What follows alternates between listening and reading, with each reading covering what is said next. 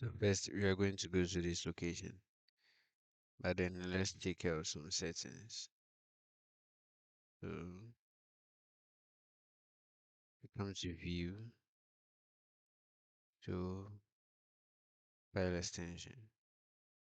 So you want to see the file extension. Then now let's go to this location. So Windows System 32, and then let's create a file here.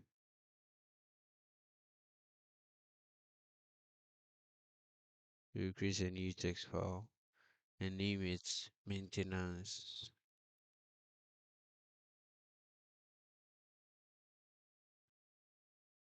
So instead of txt, it will be VBS.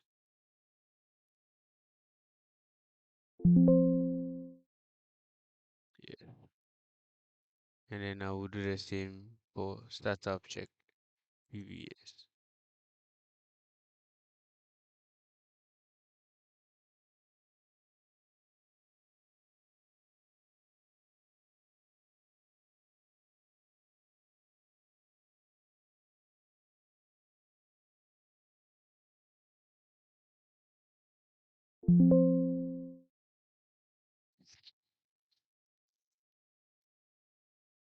Now we can bring this inside here.